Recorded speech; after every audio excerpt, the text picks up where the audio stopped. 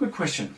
Conscious hypnosis is a process of understanding choices in the way you think, feel and act towards circumstances. I think there's a lot of misconceptions about hypnosis out there, and I think if we can get rid of that stigma surrounding hypnosis, we can really make this a professional career.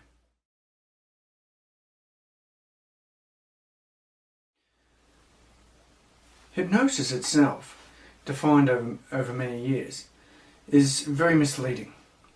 A lot of people believe that it's a state, but there's never been a brainwave pattern associated with hypnosis to prove beyond a shadow of a doubt that it is a state to begin with. I think if we define it as a process of understanding our circumstances and the way we think, feel and act as a result of those circumstances, we can look at problems a lot clearer from a hypnotic perspective and make changes, whether you're a smoker, whether you want to lose weight, whether you want to reduce stress, whether you want to have painless childbirth, reduce pain, anxiety, depression, you want to increase your motivation. You can make those choices with the use of your conscious mind. Conscious mind first to influence your subconscious. Once you do that, you can be in control of your thoughts, feelings and actions as a result of any circumstance.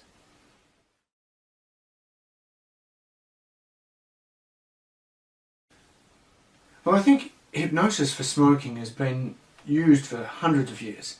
It's probably the biggest thing, or one of the two biggest things, that you associate with hypnosis. Stopping smoking is made easy with conscious hypnosis.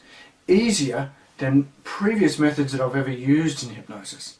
For the simple reason it really brings your habit to consciousness and it gives you design strategies for dealing with them. You know, one of the things that as a smoker myself, when I was trying to give up, one of the things that I had to deal with was the perceived idea that smoking was addictive and that these cravings were brought on by that addiction.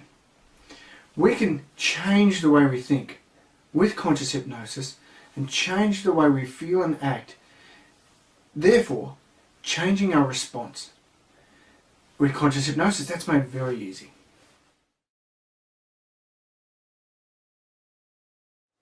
You know, it never seems to amaze people how easy it is to lose weight with hypnosis, but hypnosis itself is not the catalyst that helps you to lose weight. It's the glue that binds it together. We all know that hypnosis is a science, and if you can burn more calories than you put in, you'll lose weight, for sure. Hypnosis helps you with those little things on the side, that motivation, self-confidence, as well as self-image. Feeling good about yourself, feeling good about what you're doing, and motivating you towards exercise and eating right. Weight loss is one of the biggest thing, probably the biggest thing, that's connected from a hypnotic perspective. It helps more people for weight loss than any other issue. But I think we have to look very carefully at the type of hypnosis that's being used. If you look at those who are successful in hypnosis for weight loss, you'll find that they are associated with a good exercise plan and a good structure of hypnosis to help deal with that motivation.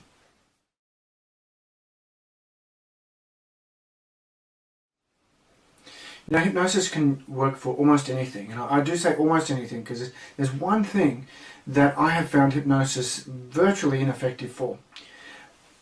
But there are a lot of other things you could do out there that are better than hypnosis for certain things.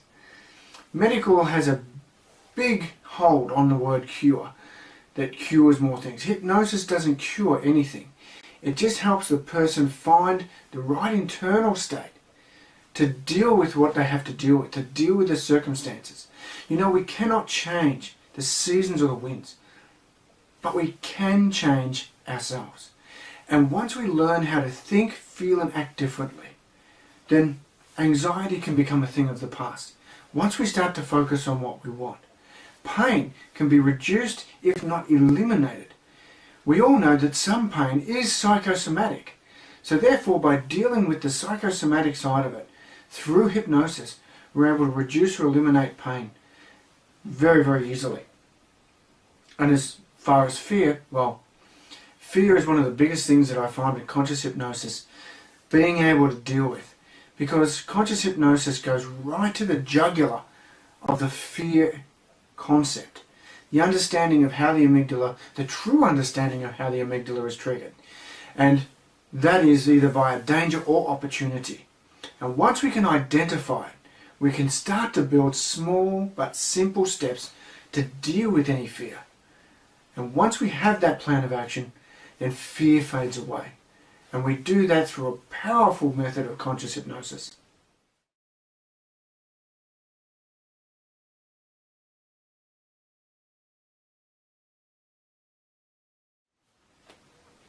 You know, over the years I've seen many salespeople and I've seen many big business people, and surprisingly enough, if you ask all the big business people and all the most successful people in life, they use a form of hypnosis somewhere along the line. Some call it meditation. It's still the same sort of form of hypnosis. So conscious hypnosis goes right to the very point of what makes a salesperson more productive. Just ask yourself, do you think that motivation, having more motivation or less motivation, could influence you in sales and business? Of course it does. And that's like anxiety, depression, or any other circumstance that seems to be affecting you at the time. Even self-confidence. So if you can deal with that with a powerful method like conscious hypnosis, then you can increase your sales, you can increase your business, and you can grow exponentially in any direction that you want.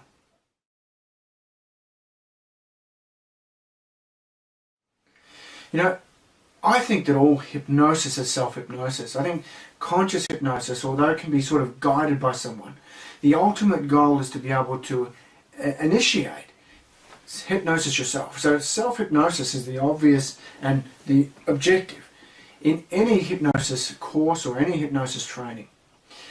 With all my clients, I always teach them how to do self-hypnosis because I believe the best suggestion comes from within.